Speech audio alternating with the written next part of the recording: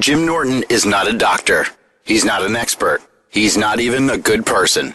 The views, opinions, advice, and humor of Jim Norton does not reflect those of any doctor, of SiriusXM, of Opie Radio, or anyone else. They are solely those of Jim Norton, Lyle Chipperson, Edgar Mellencamp, Paul Hargis, and whoever else lives in that chinless head of his. If any of this advice goes wrong, you are the asshole who called a comedian instead of a doctor. An icon in comedy, a fighter for freedoms, an accomplished entertainer, and a pervert. You've got problems, he's got problems. You've got questions, he's got answers, some of which are good. Call now 866-WOW-1-WOW. That's 866-969-1969. This is the Jim Norton Show.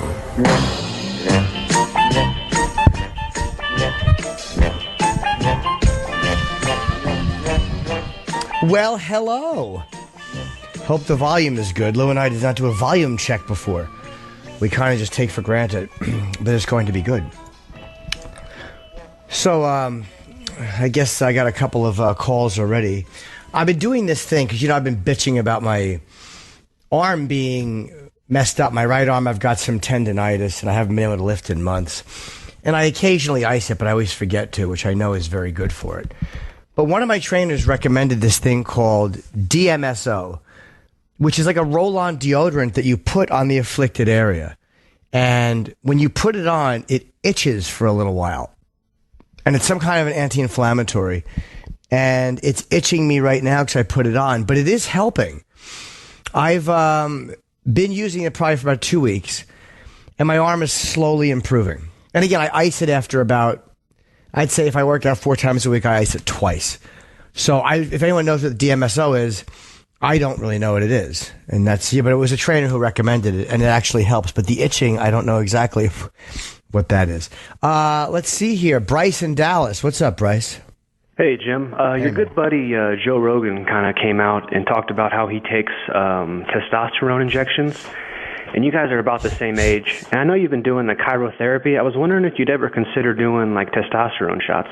Cryotherapy, I only did 3 times, and I stopped. I wanted to ask Joe about that because, again, the benefits, I think, with anti-inflammation and with skin are supposed to be good. But I read very mixed reviews. So I actually wanted to call him and get, like, a real take on it from him because I have not had a chance to do that. Oh. And testosterone, Rogan's an athlete, dude. He's a fighter. I don't know if I need it. Like...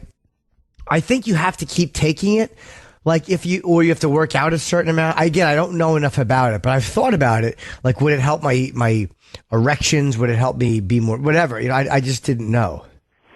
Well, people think it's mostly just sexual, but what I've read a lot about it, and it really has a lot to do with just your energy during the day, the energy when you wake up, and it has a lot to do with like your recovery after workouts and just your overall mood. And those are things I hear you complain a lot on the radio. So I don't know, it might be worth checking out for you. Well, I think my sleep apnea is a big problem. I had my testosterone tested when I went for my routine blood work recently, and she said it was a normal level. It did not have low testosterone. I was very worried about that. So I don't know, dude. I would ask Joe what he thinks.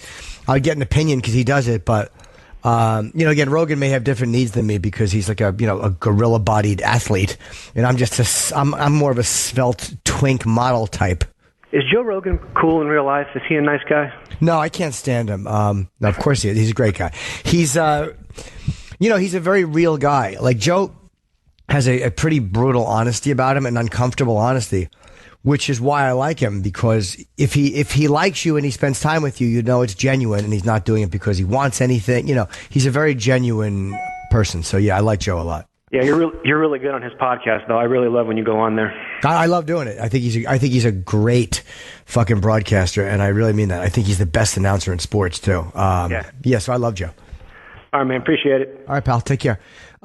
Let's see here. A guy, Mike in Kansas, got married a month ago, and you got a girl on the side. Uh-oh. What's up, buddy? Hey, Jim. Hi, buddy. Here's my problem, man.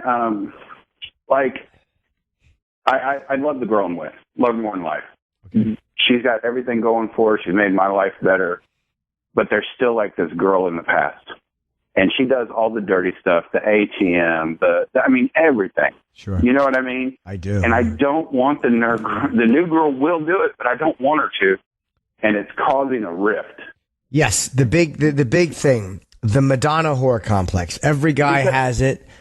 You want it, like, because for me, I've always separated sex and love. So there were girls that I was loving with, and I wanted to hold and kiss, and that was my fantasy girl. That was the girl who was special, who I wanted to play certain songs for, who I wanted to share my real life with. And then there was the girl who wouldn't wear deodorant, and she'd piss on me. That was the fun girl. And I loved the other girl, and I really liked the dirty girl. But to me, they could never cross. They could never mix, and I could never find the same person to be both of those things. And when I did find it, I got very addicted to that person. So if you have a girl willing to do these things, what is it about hanging on to the other girl that you like? It's not about hanging on. It's about her becoming the thing that I go, oh, she does. I don't know. It's me. I know it's me, first of all. But it's about the fact that I don't want her to become that. I think in my eyes, she needs to stay like this certain way, even though I know that's not what she wants. You know what I mean? Yeah. Because I lose interest after it's done.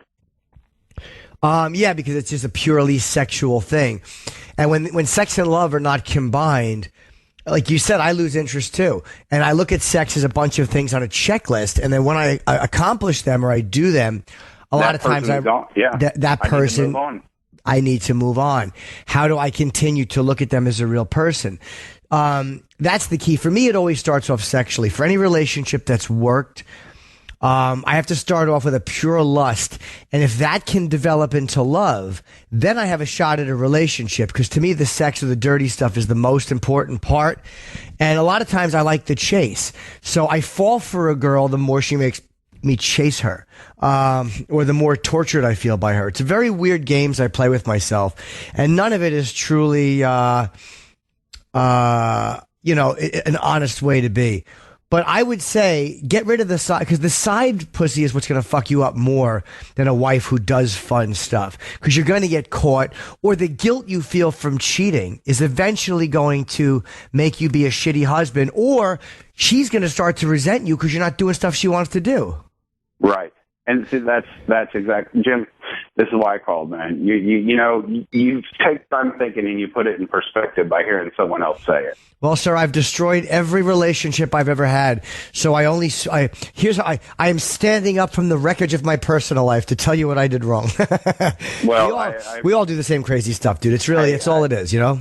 I appreciate you. And I mean, the thrill of the hunt is always going to be there, I guess.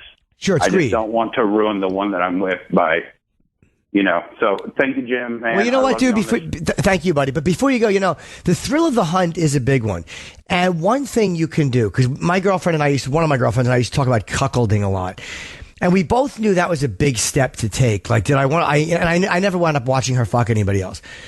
But if you want to, like, the way to do that, like to keep the thrill of the hunt going, is we would put ads out. And she would talk to guys on the phone while I fucked her or while I went down on her. And that would be kind of humiliating for me. I would feel it in my pit of my stomach. And it would satisfy that need a little bit without actually doing it. So sometimes there are ways to do it without actually going all the way through with it and doing it. You know what I mean? There's ways to keep the hunt going with the person you're with. Okay? Yeah. Hey, right. Jim, man. Love you, man. Thanks for everything you do. And comedy's great. And love the fucking show, man. All right, buddy. Thanks so much. All right. Bye. Seth in Colorado. What's up, Seth? Have a DMSO comment. Yeah, I certainly do. So how you doing, Jimmy? All right. I got the DMSO right here. It says, keep out of reach of children. May be unsafe, not approved for human use. You're putting some fucked up shit on. Well, it's an anti-inflammatory, and again, you're right. I should have read up about it, but I'm only rubbing a little bit on my right arm at a time. It's not like I'm coating my whole body in it. It's like a salve. You only need a little bit, and I bet you have a taste of garlic in the back of your throat. Yes, I do. That's exactly it. Yes. This stuff is not approved for human use. I'll even tell my wife right now, hey, honey, the asshole Jim Norton's putting DMSO on his body. Yeah, she's giving me dirty looks. But hold on, let me. Well, she probably didn't like the dirty word you used to describe such a fine fellow as myself. But just because it's not approved for human use, is it? That could be an FDA thing. Is it going to fuck me up? It will.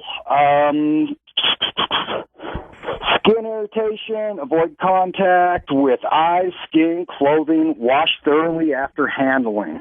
I mean, it is not a human. It's diethyl sulfide. Sulfoxide. I'll look. You know what, dude? I'll look into. I appreciate you telling me that because that really did the taste of garlic in the back of my throat. I appreciate that. I mean, I've had worse taste in my mouth, believe me. But I'm sure. I will look that up. Thank you so much. All right. Hey, have a good one. Bye-bye. Okay. John says, talk to Dr. Steve. Do not take DMSO. They use it on horses, not for human. Okay. So maybe I will get rid of it. Or maybe I will just use it. Brad in Mississippi has a DMSO recommendation. What's up, Brad? Not necessarily a recommendation, but DMSO is the active ingredient in WD-40. It's used in WD-40 because it's a universal solvent. It's what makes WD-40 penetrate into rusty bolts and such, and it is not approved for human use. You can buy it as a vet's using on horses for swollen joints because it is such an anti-inflammatory. It's a universal solvent, so if you put it on the outside of your skin, it goes directly into your skin, and the itch you feel is going into your skin. The reason it's not approved for human use, and this may be more of a Dr. Steve exact thing than me, but I'm a physical therapist, but I've been around this stuff enough to know that it's bad juju, man. You don't want any of it. If it hooks onto a bacteria on the outside of your skin, which we all have bacteria on our skin, it hooks onto that bacteria, and it's a solvent, meaning it goes in, and it hooks onto that bacteria and brings it in. That's why it's not approved for human use. And whoever told you this, run away. Run away. I mean, I'm sure, NFL football players use it and hockey players and people, we've got to win at all costs and get back to the game and anything in moderation. But dude, for a comedian trying to get his shoulder better, you got more options than right now. But okay, you know what? It's helped a little bit, but I'll stop using it. I'll talk to Dr. Steve. And again, I've been using it for a couple weeks. It's not like I've been using it for a year. And I just use it on my right. But I won't use it then. Thank you. I appreciate all you guys calling about the DMSO. I will be very, very careful with that, and I'll talk to Dr. Steve. Thank you very much, John, okay? Okay, hang on. Let's see here. Selena in Texas. Hey, Selena. Hey, Jim, big fan. Hi, how are you? I'm great. I'm not going to use DSMO, so I've learned something. I do have a quick question. We recently had a family member arrested for solicitation, which was quite a scandal. Who? A family member. Oh, family. So it was quite the scandal in the family, of course, and I listen to the show all the time, and you're open and honest about that. You do that, and I don't have a problem with anyone doing that. But how do you avoid being, arrested or picked up from doing that? I mean, I don't pick up girls in the street anymore. And to be honest, for the last few years, most of what I've done is just massages, many of which have just been real massages. Occasionally they go in the other direction, but the majority have just been regular massages. They're just real masseuses. And, I've been kind of doing that because it's fun to have somebody come over or to go to somebody, even though nothing's going to, you know what I mean? So I've mellowed a lot on that. So maybe that's one reason. But I was also ultra, ultra cautious back in those days. Like, I would never say when I pulled up to a girl, she's like, hey, what are you doing? I would be like, nothing. She'd be like, what are you looking for? I would always go, I don't know. Why don't you get in? We'll talk about it. I was always extremely careful. And because most times I would figure a police officer won't get in the car, and we would ride around and talk for a minute, and I would like touch their leg and get them to touch me and then say, but at first I would never say it. So I was also extraordinarily careful. And when I would go to somebody's room, if I ever went to a hotel, I was again extremely careful. I would never just hand over money and say, here's for some sex. I would like, you know what I mean, be touch first, or they would touch me, like just things a cop wouldn't do. So I would say I exercised extreme caution, and when I wasn't sure, I drove away, or I just didn't do it. So I at times would pass up these experiences because of the fear of getting arrested. I was ultra careful. Yeah, because it is, it's a devastating thing. It's, just embarrassing because they, flash it on the internet, in the town paper, and it's just like, oh my goodness, it's happening. I mean, it's the oldest profession, as they say. So it's unfortunate. It should be legal, but, that's not where we are. So it's just curious. Yeah. What are the best means for that? So I would say just be very, very careful. That's all. All right. I appreciate your honesty, and I'll keep listening. Good job. Thanks, Celine. I appreciate it. Okay. Let's see here. Scott in Boston. What's up, Scott? I was wondering, I've been trying to get in shape. I've been exercising well and regularly for a while now, but I have a real problem eating late at night. And I was wondering if you ever had any problems with that and what you did, if anything, because you're such a fit boy now. Well, what do you do for work? I work at a restaurant. Okay, so you work crazy hours? Yeah, kind of. I usually don't eat dinner until 10:30 or so, some fucked up hour. Well, I had one trainer tell me that if you're going to eat late, she said it doesn't matter, just eat carefully. Like, she's like, you can eat before bed, who cares? But just eat grilled chicken or something. What are you eating late at night? Just like whatever I can get my hands on. I've been trying to eat like grapes lately. I hear grapes are a good late night meal or snack, whatever. Well, how about a nice piece of grilled salmon or a piece of plain grilled chicken with some steamed vegetables? I mean, I think those are pretty good no matter when you eat them. There's times where I'll eat later than I should. But if you eat cookies in the afternoon or potato chips in the afternoon, that's not good. You know what I mean? Eating fucking really healthy late at night is a lot better than eating dog shit in the afternoon. That's true. It's usually like I'm tired and lazy, so I'll just grab like whatever is there and just stuff my face till I fall asleep. Well, that's what. Yeah, of course, that's the problem. So if you eat something and you bring home some grilled chicken or whatever, and don't be lazy about it, that's probably the best suggestion I can give you. Yeah. Okay. All right. Thanks, Jimmy. Love you. All right. Thank you, buddy. Bye-bye. Chuck in Phoenix. What's up, Chuck? Hey, for that one lady that just called about the hookers, the cops that are posing as hookers cannot get in your car. So if they get in your car, that shows them that they're not a hooker. I don't know about that. You hear all these weird, like, street lawyer things. If a cop doesn't flash his lights at you, he can't pull you over. Like, I think I've seen them get in the car and say, pull in here, and then it's a bust. I could be wrong, but I'm not 100% sure that's right, dude. I've never seen them get in a car. I've never had one get in a car with me. That's for safety issues, dude. That's not because they're not legally allowed. That might be for their own safety. Now, I don't know. You might be right, but that could just be because they don't want to get in the car with you in case you have a pistol or a knife, then they're not protected. Yeah. So, okay, I'll see you January 23rd at Talking Stick Casino in Scottsdale, Arizona. I'm very much looking forward to it. Thank you so much. Okay. Thank you. But you see now, Chuck gave us a call. Thank you, Chuck. And he didn't know 100%. So now if I take that street guy lawyer advice, hey, and then the girl gets to the car and I'm like, how much for head? And she throws the cuffs on me. So always check it out. Make sure you know what you're talking about. Hello, Bill in Boston has a testosterone comment. Hey, Jim. Hey, buddy. Hey, you've helped me out in the past, but with my heroin addiction. Oh, good, buddy. Yeah, I'm doing good. But I have... Every 3 months, I'm 48 years old. I work in a very hard field. I'm a stonemason. But every 3 months, I have testosterone placed into my hip. Why? And because about fucking stupid story. 7-8 years ago, I lost all my hair on my body. Right, I look like fucking baby New Year, for Christ's sake. Okay. And they realized that I had no testosterone in my body. They had no idea why. Still don't know to this day. So I started taking testosterone, the shots that Joe does, and the rub that you put on your body, and it just wasn't doing it. So this really sexy doctor in Boston is head of this fucking oncology place, and it's unbelievable, and she's so hot. And every 3 months, she cuts my leg and and slips these little things in my hip that look like Uncle Ben's rice. Oh, and, wow.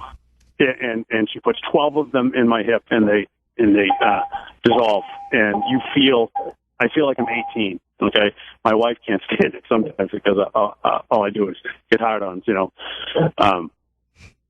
but it helps. It's an amazing thing. If you're feeling down, or if anybody's feeling like low, it really helps you. Well, let me ask you now. It does help you, but does it make you dependent on it? That's the question. You know what? I have been a drug addict, so I know the feelings of dependency, and it does. It really does, because I have gone 4.5 months without getting the implants in, and I felt like dog shit. My testosterone dove, and I don't know what I was down to. They said a little below 100, which is supposed to be 300 to 700, right around there, anywhere in between there. Okay. And it dove, and I felt like dog shit. So I'm a person that needs it all the time. I don't know about the shots, and it was really dangerous, though. The stuff that I rubbed on, the rub that I put on my shoulders before I had the little implants put in. My wife couldn't touch it. My son couldn't touch it. He was young. They couldn't even get near it. It was like 6 years ago, and they were saying, it would spike his. He was like 9 at the time, and they would say give him a bunch of testosterone, and then when he gets older, he wouldn't have any. Like his ball sack would be tiny. He wouldn't have any testosterone released in his body. Okay. So it's really iffy. But you don't have any kids that you know of, and no, I have none, and you don't have any living with you. So, but it's just something to look into. It's pretty cool. Thanks, pal. Appreciate it. Take care. Steven in New York. What's up, Steven? Hey. Hi. What do you think is the right age to lose your virginity? Depends on the person and, what your maturity level is, I guess. There's no right age. As long as you're not underage. You don't want to be 14. I would say 17, 18 seems okay. But if you're a little older, that's fine. How old a guy are you? 15. Yeah, I mean, look, dude, it's not going to kill you if you do. But, there's no need to not wait a little bit. Because this way, you'll be a bit more responsible. I think the older you get, the more likely you are to think it through and make the decision for kind of the right reason. You don't want to just do it just to stick it in somewhere, because that's how girls get pregnant. So yeah, wait a couple of years, dude. Just jerk off for now. All right? All right. Bye, buddy. Let's see. Chad in Ohio, what's going on? Hello? Oh, Chad dropped. Okay, let's see here. Mike in California, what's up, buddy? Doing, buddy? Hey, man. Hey, so I just you recently helped me with some addictive issues, and I got clean. I've been clean for 7.5 months now, and I just wanted to thank you for all the help you gave me. On good. this I'm thing. glad, man. I appreciate it, and it's not often I don't have anything really to bitch about, or like everything's going great, and you gave me great advice, so I appreciate it. Oh, well, thank you. It's really nice to hear, man. Keep it up. I'm really happy to hear that. Yeah, and hey, Jimmy, real quick, the guy that was calling, just to help any listeners out, the guy that was calling in Massachusetts about the testosterone, I know you're probably over the testosterone right now, but to answer your question, yes, your body does become dependent on it, and you won't produce it on your own once you're taking the supplement. And the reason why that guy tested low, and any opiate addict during their addiction will test low on testosterone, because the opiates will mask out the testosterone. Oh, okay. If he was an addict and he was lost of testosterone, that's the reason why. Okay, thanks very much. Good call, man. Thanks again, man. Thanks. Thank you. See, if I don't know it, the listeners do. That's the beauty of this show. I know very little. Chad in Ohio is back. What's up, Chad? Hey, guys. Just a quick question for you, buddy. A few days ago, you guys were bringing in all the guy from Dumb and Dumber. Jeff Daniels. I can't remember his name now, but right before that, there was some dude in the studio that was kind of sit back, and Opie brought him up and said, "What are you here for?" And he did some dumb rape joke. Yeah. But I couldn't understand. I was trying to watch it on your guys' YouTube channel or whatever, and I couldn't understand what he was there for or what. Oh, I'll tell you. He was a guy, and he was a guy who was, I guess he's a fan of the show. And I think he had donated to the Patrice documentary. So once in a while, we'll do these things where if you donate some like money to a cause or the Patrice thing or whatever it is, one of the things you get is the ability to sit in studio and watch us do the show. And, if you some merchandise or whatever, it's just like a perk you get. So I guess he had done that and he was in for the day. So I'll always say hi to somebody. And Opie said hi to him. And I was surprised that he was coming up to the mic to sit. Because normally if you talk to somebody for a minute, they'll just go, hey, blah, here. But we had Jeff Daniels about to come in. So this guy just sat down and did a rape joke, which I think we were all just a little bit surprised because we had Jeff coming in. But, he was there. I think he was there because he had helped out with Patrice's documentary. Okay. Yeah, your face, because you took like a drink at your Starbucks or whatever, and then you like finally caught on to what she was saying, and then like you did the thumbs up. And I was at work and I was watching, and I just started laughing. Well, I'll tell you what I was thumbs upping was the fact that it totally bombed, and it was like, okay, and it was more like just 'cause I didn't know what he was going to say. Like, because we weren't supposed to interview him. So when he just walked up to the mic, it's very, very rare for an in-studio guest, in that capacity to walk to the mic and sit down. So when he goes, I got busted on sexual assault, it just took me a second. Like, what the fuck is he talking about? And then I just kind of what made me laugh was the monumental bomb, which I thought was very funny. But, he's a good egg. He helped us out and he just took a swing and he missed, and it happens. Right on. I'll let you go, Jimmy. Thanks for taking my call, and I love your show, man. All right, buddy. Thanks. Hi, Tim in Detroit. What's up?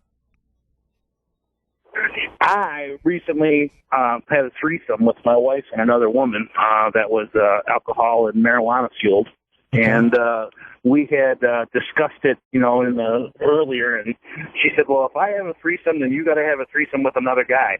And I ain't having it, Jimmy. What do I do? How do I tell this to my wife? Wait, so you did it under the guise that you would have this other threesome, but now you're changing your mind? Well, to tell you the truth, I never really agreed to it. I told her it wasn't going to happen, and this was kind of, like I said, alcohol and weed fueled. But now she expects me to follow through, and I ain't doing it. Well, then I guess you got to tell her. I mean, I think her disappointment at you not doing it won't be as detrimental to the marriage of you not being able to unsee her being fucked by another guy. Like, you know what I mean? Like, if you're both not totally down with it, you shouldn't do it. So that's probably a great move to not do it. So, any comments or suggestions on how I break it to her? Just be honest. Look, I love you. I have good sex with you, but I'm just too jealous to allow that to happen. And we did this, and I wasn't trying to be a dick. It was just we were both really drunk, and I wasn't trying to be deceitful. We don't have to do it again, but just tell her that it's just going to be too hard for you. Because once you see that, you can't, like I said, you cannot unsee it. So make 100% sure that that's what you want before you do it, Great show, guys. Thanks. All right. Thank you, Mr. Jackie in Philly. Hi, Jackie. Jimmy, how are you? I'm good. How are you? I'm good. I have been sober and clean for about a year. Oh, great. And I am thinking about dating, but I've been using and drinking for about 10 years. So I've never dated sober. Right. So one, I'm kind of nervous about that, and two, I don't know, when do you mention it to someone? Because they usually go out for drinks first date. Well, I don't know how to bring that up. You can do something like, after a year, I think you're fine to do a little bit of dating. I mean, you've gotten some of the mess cleaned up. And, when they ask me, do you drink? I just go, no, I don't drink. And a lot of times, I'll just go like, nah, I'm allergic to it, or it makes me sick. Oh, okay. Or if they go, how come you don't drink? Did you used to? I'll go, yes, I used to a lot, and I was very naughty when I drank, and I was an embarrassing after school special. So it's better, And I try to make it light. I don't go like, yes, sit down, we have to talk. I never do it like that. About my rehab. Yeah, you know what I mean. I make light of it in the sense that it's a serious thing for me, but I don't overly dramatize it when I'm out to dinner with someone. Right. Because to me, it's fine that I don't drink. I'm fine if you do. And it's just a part of my life that I don't do. Like, it's something I don't do. I don't look at it like I am being robbed of drinking in my devastating experience. You know, I never make it like that. So I think people are relaxed with it because I'm relaxed with it. And if they're like, you sure? Yes. No, I'm sure. I cannot be peer pressured into drinking. I cannot be peer pressured into it. And anyone that would try to peer pressure me into it, I would wind up just being rude to, but it's really never happened. So you'll have people don't usually give a fuck, to be honest. Now, it might be different because you're a woman and a guy is more likely to want a woman to drink than a woman is going to want a guy to drink. But just be, hey, no, I don't. And if they ask you why, say, I used to, I just stopped. It was a problem. It wasn't fun. So life is better without it. Keep it simple. That's all. Okay. All right. All right. Thank you. Or else, here's what you do. You lie. Say, yes, I used to drink and smother infants. What? No, I'm just kidding. And then anything you say will be light after that. So you make a joke about doing something horrible. And then when they realize, they're so relieved that you're not a baby killer, that anything else you admit to doing is going to seem fun and good natured. Okay? So, like, when I drank, I used to rape men and roofie them. Well, no guy is going to be discouraged by that. No, you don't want to do that. Oh, that's right. Yeah, that's you don't want to say that. Oh God, I don't drink. It would just make me suck dick, real sloppy and wet. Like, that's not a deterrent to a man. That's right. You know what you could say? I used to drink a lot, but whenever I did, I would give really toothy blowjobs and finger a guy's ass until it bled. And he'll go, "Oh, thank God you don't drink anymore." Okay. Please don't drink. Yeah, please don't. All right. All right. Thank you, Jerry. All right. Goodbye. Let's see here. Alex in Virginia. Hey, man. Hey, Jimmy, how are you today? I'm good, but I used to sleep with a lady who's going to babysit for you. Well, she's not our normal babysitter. Our normal babysitter has plans tomorrow, and first of all, I don't cheat on my wife. I never have. I'd never intend to. So it's just a weird circumstance, and I feel really nervous about it. I don't know if I should just ignore it completely and pretend I don't know this chick. How did she come to? How many years ago did you sleep with her, and how did she come to babysit the kid? It was like 6 years ago, before I even knew my wife. Okay. She ended up getting married, and then I guess she's recently been divorced. She's just looking for some extra cash. My wife found her via a mutual friend because she babysits their kids. Oh, okay. I don't know. Let me say this.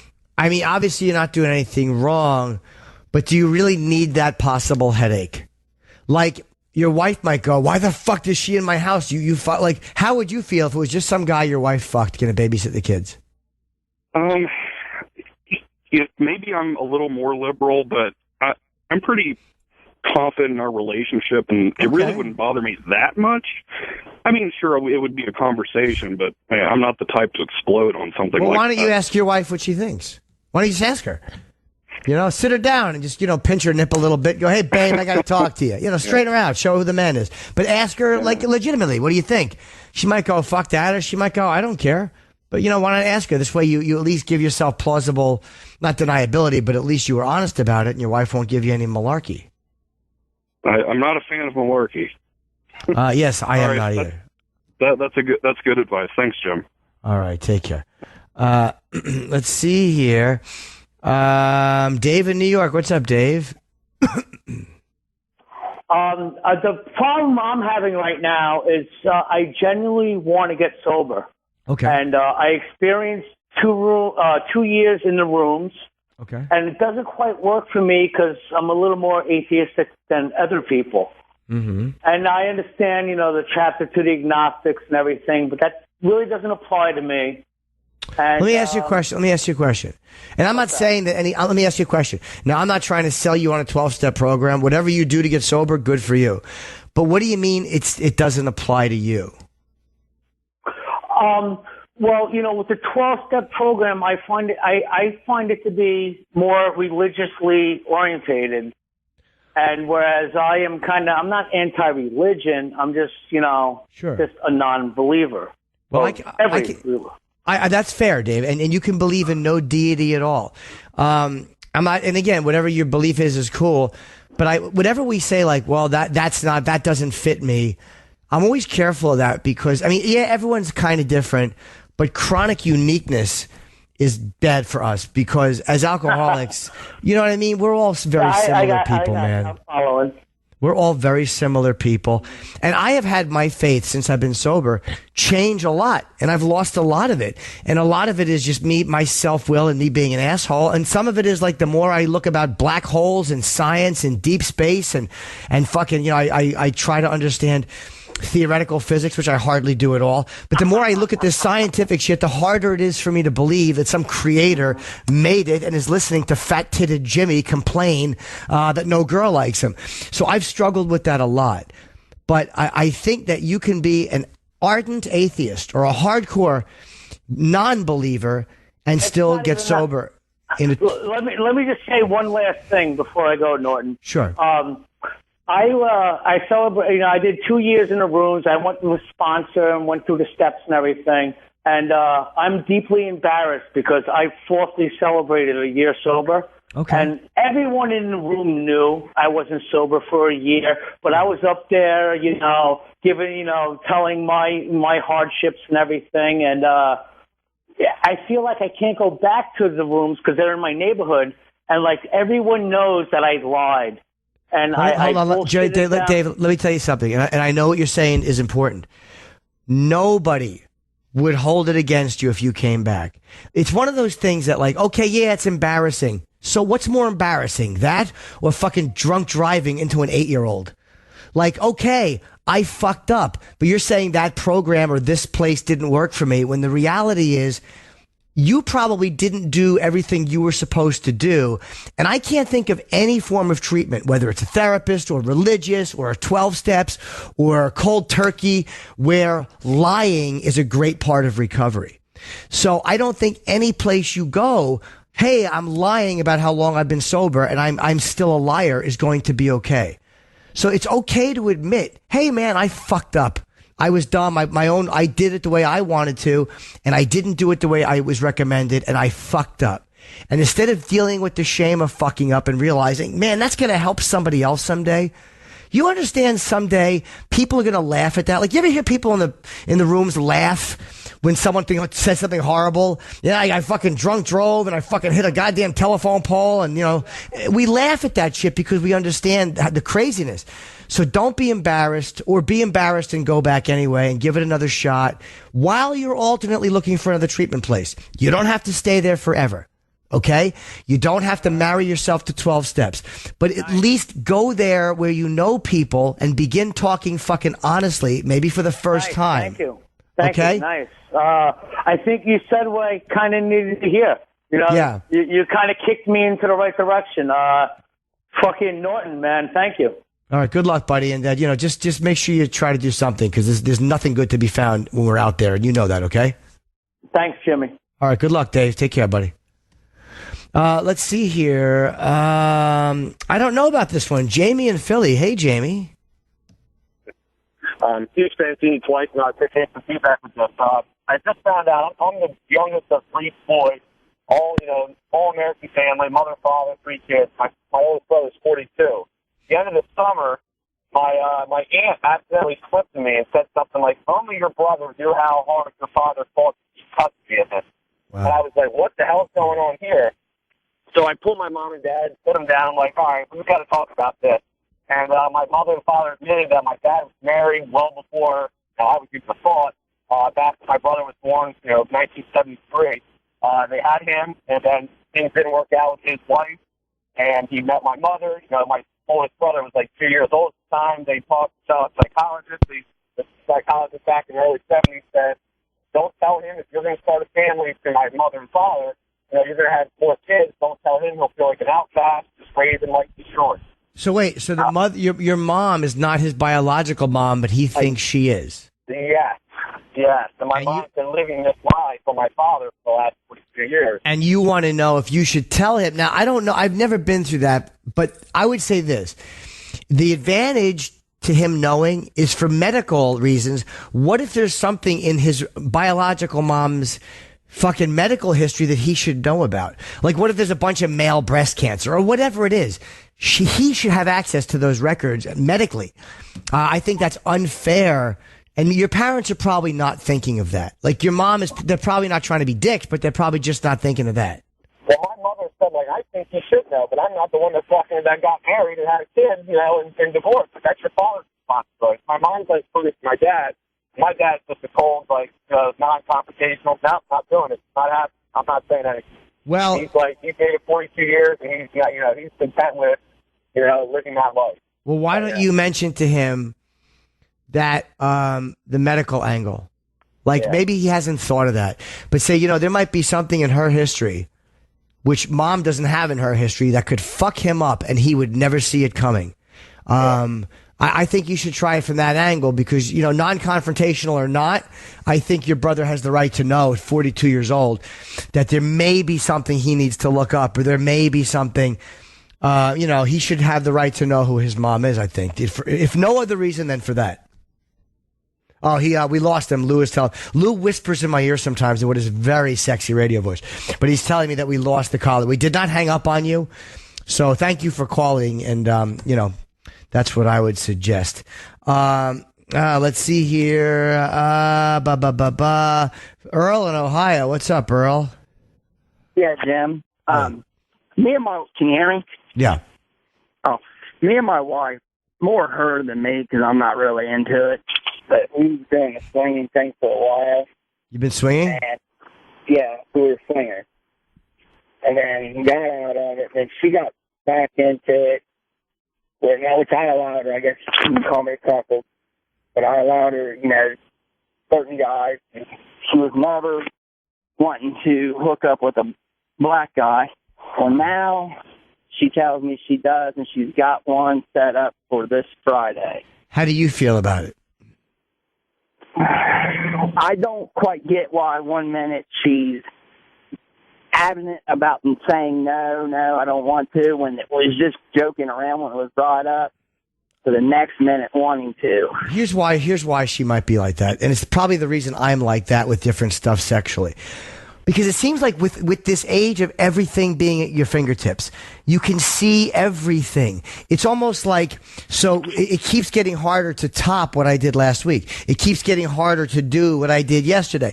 So we keep topping it and changing it because we want it to seem fresh and new and exciting. So I used to never watch interracial porn. It just didn't offend me, but it didn't do anything for me because a black dick isn't my dick, so I can't relate to the dick in the porn. And then all of a sudden I saw one video. And I still don't watch interracial porn that's just professionals.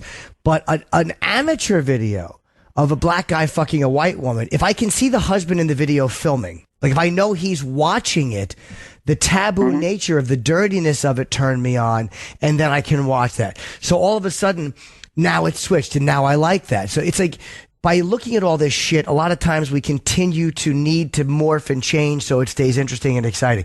If you're not 100% sure that you're down with it, tell her, I don't want us to do this. You gotta both be fucking down with it because, again, if she's not even sure she wants to do it. So you know what you do? Like what I suggested earlier. How about this? Take out an ad on Craigslist anonymously and put up a fake email address that you can access, fucking husband and wife blackdick@gmail, whatever it is. Have people black guys send you pictures of their dicks or their bodies and what they want to do. You and your wife look at that together and you can fuck her, or you can go down on her, or you can even *67 block your number and call these guys and talk to them while you fuck her. See how you feel about that. So you put your foot in the water without actually doing something. Because if you go, oh my God, I hate that hurts, then you haven't really done anything. Yeah. There's trust issues because with me and her on the fact that she went to a place with a friend of hers, which is another female, and then she come back 2 hours later all hot and bothered up about it, and I found out they were making out in the car. Yeah, just because it's a girl doesn't mean she should be doing it. Which would be cool, if I was there, but just to be doing it and then come home and tell me about it. Yeah. Did she think it would bother? Did she know it was deceitful, or did she think that you'd love it? No, she knew. She thought I'd love it, but it wasn't. She done it once before with a guy, a friend of mine. she made out with him and then lied about it. That's kind of Then shitty. I found out from his wife like 6 months later. And why? And so, what did she? Are you sure she's never fucked anyone and not told you? I do not know. I have like suspicions. She says she hasn't. So, do you like the cuckolding angle of your sexual life? Oh yeah. We were drinking one night and come home, and there was a guy on the site that she talks to that lives maybe 20 minutes down the road, and all they've done is ever talked. And I was drunk, she was drunk, and I got on the phone, got his number off of one of her emails, and called him up and had him come over that night. Okay, and how was it? Videoed it and all that. Oh, I liked it. Don't get me. I mean, I definitely liked it. It's just I don't know how 1 minute she's no, I don't want to do this, and now wanting to, unless she's doing it because she thinks I want her to. And we had the big fight about her making out with her friend. All right, well then don't do it. You know what I mean? If you're both so hesitant, it's not worth doing. I got to run, buddy, because we got a few more calls, but I think that's cool. All right. Hello? Oh, he hung up. Okay. All right, buddy. Let's see here. Steve in Seattle lost a lot of weight. Hey, buddy. It's rolling good up here. Great calling. Yeah, dude, I've lost about 120 pounds. Oh, great, man. And I am a new person, mentally, spiritually, physically, all over the board. I used to weigh 360 pounds. I'm about 250 right now. That's awesome. Good for you. Are you still working on losing the weight? What? Come again? Are you still losing weight? Yeah. Great. I'm trying to get to the same size as my favorite NFL player here in Seattle. So hopefully I can maybe do some kind of inspiration for my team here. So Well, I hope he's not a fucking place kicker, because then you got a long way to go. Indeed. Now, but here's the problem. Here's an issue that I've been running into, and that is having lost this weight. I'm a pretty good-looking guy. Always have been. Very jovial with my friends. Hey, he's the funny guy, you know. But being heavy, you know, inside you felt terrible. Now I feel great, and here's the problem. I'm married, and I get too much attention. Like I can walk anywhere. I'm 6'3" and 250 pounds. Have Robert Plant's hair, and I'm like, dude, chicks dig it. I just go in, they love my hair. I was out on my birthday, told my friend that I said, look, I'm going to go find the hottest girl I can and see if she'll buy me a drink. Just start talking. It's like, I can't turn it off now. So it's kind of the flirting is very tempting, because now girls are more interested in you. But you love your wife, right? Oh, my wife is great. Everything is great except she's a total workaholic and zero drive whatsoever. Well, maybe she'll have more drive now that you've lost the weight. Is she heavy?